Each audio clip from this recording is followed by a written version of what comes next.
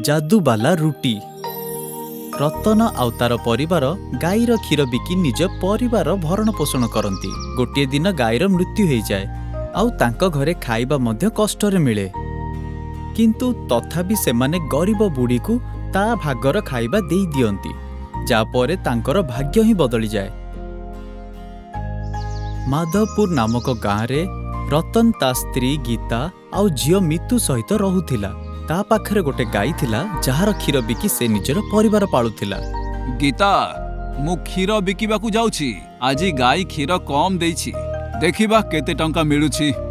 किछि कथा नाही, जेतिकी मिलिबो सेतिकी रे काम चलाई नेबा। रतन क्षीर बिकिबाकू चली जाए। मितु स्कूल जिबा पई प्रस्तुत हेउछि। झियो मितु, शीघ्र रेडी हेकी स्कूल को जा।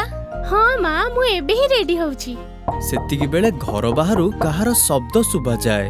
मितु बाहर को आसी देखे जणे बुढ़ी लोक ठिया हिचंती। बुढ़ी माउसी, कौन दरकार तुमको? झियो, किछि खाइबा पई देई दे, मते ना बहुत भोक लागुछि। ठीक अछि बुढ़ी माउसी, मु एबे आनुछि। माँ, बाहरे जणे बुढ़ी माउसी अछंती, तांको किछि खाइबा को देई दे ना, सी बहुत भोकिला अछंती। ठीक अछि। सी रोसई घरु थाली रे रुटी आ तरकारी नहीं आसे आउ बुढ़ी माउसी को देई दिए। माउसी नियो, खाई दियो। झियो, तुमरो परिवार सबु बेले खुशी रे थाउ। तुमे एई भोकिला को खाइबा पई देइछ। खाइबा परे से बुढ़ी जनक गीता को आशीर्वाद देई चली जाए। एथर एमिति प्रत्येक 3-4 दिन परे से बुढ़ी लोक गीता पाखକୁ खाइबा मागिबाकू आसे। आउ गीता और मितु ताकू खाइबाकू दियंती। आउ खाइबा परे से तांको आशीर्वाद देई चली जाए। भगवान तते आउ तोर परिवार को खुशी रे रखू।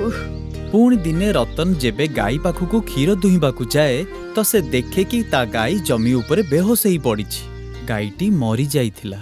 अरे ये कौन हेई गला? मोर स्नेहर गाई केमिति मरी गला? यह कही से चित्कार कला। ता चित्कार सुनी गीता आउ मितु भी दौड़िकी सेठको आसिले। ये कोन हे गला हम गाई को? बोध हुए राति रे कोनोसी साप कामुड़ी देछि। एथर आमे कोन करिबा? एई तो गोटाए सहारा थिला हम परिवारर। माँ, ताहेले हमें अन्य गाई को नहीं आसीबा। ना झियो, आम पाखरे एबे अन्य गाई किनिबाकू पैसा ही नाही। तुमे माने व्यस्त हुअनी, मु किछि ना किछि काम खोजी नेबी। सेथिरु जेतेबेले पैसा आसीबो तेबे आमे अन्य गाई किनि नेबा। एमिति दिन गड़िबाकू लागिला। रतन प्रत्येक दिन गाँ बाहर को जाई लोकों को काम मागे, किंतु कौनसी काम मिलेनी।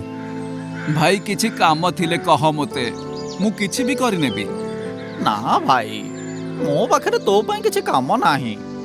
बिचारा रतन उदास हेई निज घर को फेरे और ता स्त्री को कहे जे ताकू कौनसी काम भी मिलिला नाही। एथर आमे कोन करिबा? आम पाखरे एथर आउ शस्य बंचिनी। आजी खाइबार अछि कोठी? आजी केवल गोटिए रुटी ही हेइछि, आउ अटा नाही घरे। तुमे आउ मितु अधा अधा रुटी खाइनियो। ना, तुमे दुहे खाइनियो। एतिगिरे से बुढ़ी माउसीर शब्द सुबे। झियो, खाइबा को दे। एई नियो माउसी, आजी खाली एई गोटिए रुटी हेइछि, आजी घरे आउ किछि भी नाही। सेई रोटी देई दिए जहा हेइथिला। भगवान तते खुशी रे रखू। कहिकी चली जाए। 3 जन जाक भोकरे सोई पड़ती। सकाळ हुए, कबाट बाहरु बुढ़ी लोकर शब्द सुबे। गीता बाहर को आसे। माउसी, आजी तुमको देबा पाई आम पाखरे किछि मध्य नाही। झियो, आजी मु नेबाकू नुहे, देबाकू आसीछि। एहा कही से निज पुटुळीरू गोटे रुटी बाहर करी दिए। एई ने झियो, तुम मानंको पाखरे खाइबा पाई किछि भी नाही ना, ताहेले एईटा खाइ नियो। ना माउसी, तुमे खाइनियो, आमे किछि ना किछि व्यवस्था करि नेबु। झियो, एई रुटीटा तोर। एईटा जादू वाला रुटी, एहा केबे भी सरीबनी झियो। आउ एई रुटी आगरे तू जेउ तरकारी रो ना नेबू सेईटा ही आसी जीवो। एहा कही बुढ़ी माउसी अदृश्य हो जाए। गीता एई सबु कथा रतन आउ मितु को जणाए। माँ, मते बहुत भोक लागुछि। ए रुटी को कही कोनोसी तरकारी मगा ना। गीता रुटी को 2 खंड करी 2टी थाली रे रतन और मितु आगरे रखी दिए। आउ आलू कोबी तरकारी ना कहे। ଉଭୟ ଥାଳିରେ ତରକାରୀ ଆସିଯାଏ। ରତନ ତା ଅଧା ରୁଟିରୁ ଅଧା ଗୀତାକୁ ଦିଏ। 3 ଜଣ ଖାଇବା ଆରମ୍ଭ କରନ୍ତି। ଯେମିତି ମାଉସୀ କହିଥିଲା ରୁଟି ଶେଷ ହବନି, ତେଣୁ ଗୋଟେ ଶେଷ ହେଲେ ଆଉ ଗୋଟେ ଆସିଯାଏ। ମୋ ମୁଣ୍ଡରେ ଗୋଟିଏ କଥା ପଶିଛି, କାହିଁକି ଆମେ ଖାଇବା କାମ ଆରମ୍ଭ କରିବାନି? ହଁ, ଏଥର ତ ଆମକୁ ଯାହା ଦରକାର ହେବ ଆମେ ରୁଟିକୁ ହିଁ ମାଗି ନେବା। ରତନ ଖାଇବା ଢାବା ଆରମ୍ଭ କରିଦେଲା, ଯେଉଁଠି ସେ ରୁଟି ତରକାରୀ ଆଉ ଡାଲି ଭାତ ଖୁଆଇଲା। ଗ୍ରାହକମାନେ ଯାହା ଖାଇବା ପାଇଁ କହନ୍ତି ରତନ ସେଇ ରୁଟିକୁ ମାଗିନିଏ। ଏମିତି ଦେଖୁ ଦେଖୁ ତାର ଢାବା ଗୋଟେ ବଡ଼ ହୋଟେଲ ହେଇଗଲା, ଯେଉଁଠି ଅନେକ ଲୋକ କାମ କରିବାକୁ ଲାଗିଲେ। ଆଉ ରତନର ଛୋଟ ଘର ଏଥର ବଡ଼ ବଙ୍ଗଳା ହେଇଗଲା।